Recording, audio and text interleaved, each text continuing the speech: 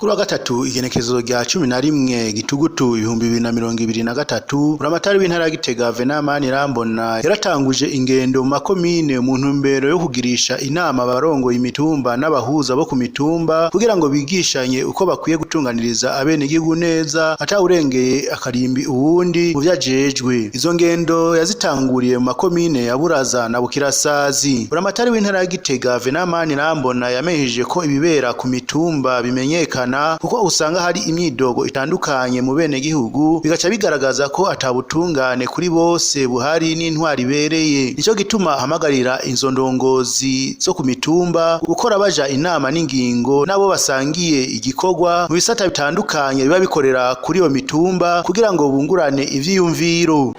Hariho ibintu bibiri bidahara mugabo mwashaka icambere ni ca kindi bita intwaro ibereye, ubutungane gutunganiriza bose.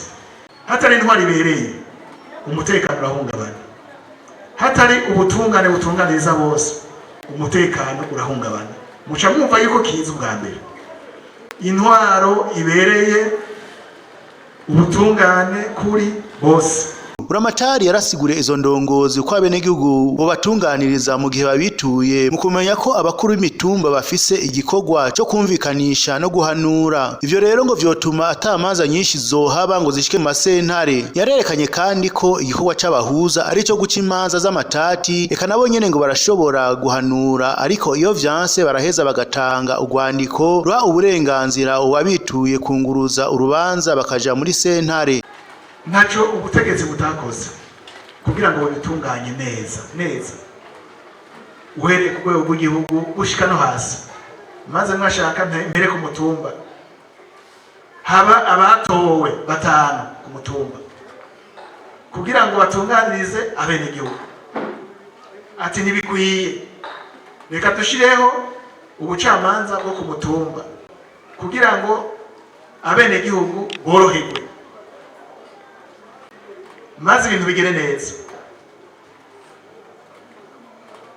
Burya gushiraho abahuza bo ku mutumba birafise ico inzego zashaka gushikako.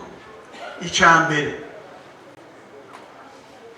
kugira ngo imanza zicibwe n'abantu bazi amatati ari hagati y'abatase.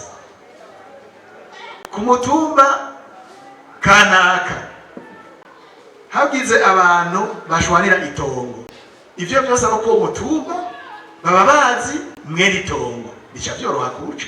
Venamani Rambona yasavye abenegihugu gukorana ishaka mu kugwiza umwimbu kugira ngo bikunde hashikirwe ihangiro rya leta ryuko Uburundi bwoba igihugu cifashe mu mwaka wa 2040 hamwe n'igihugu giteye imbere mu mwaka wa 2060. Yasavye abajejwe intwaro n'abahuza bo ku mitumba guhagarara neza no guhagararira inyungu z'abenegihugu niho bazoheza bagashikira iterambere rirama. Umuhanuzi wa buramatari w'intara ya Gitega ajejwe amategeko yarabasiguriye yongera basomera amategeko abage ivyo bajejwe nuko bobishira mu ngiro. Mu gihe bataranguye neza amabanga bashinzwe naho yarerekanye ko hari ibihano vyategekanijwe n'amategeko. Buramatari yasavye abo bakuru b'imitumba nabo bahuza kwikebuka mu kudaca imanza bahengamye kugira ngo habe impinduka. Abo barongoye imitumba n'abahuza nabo barashimye iyo nama, baca bongera basaba yuko inama nk'izo z'indongozi zoza ziraba kugira ngo bashobore kuja baramenya umuco ku mategeko amwe amwe.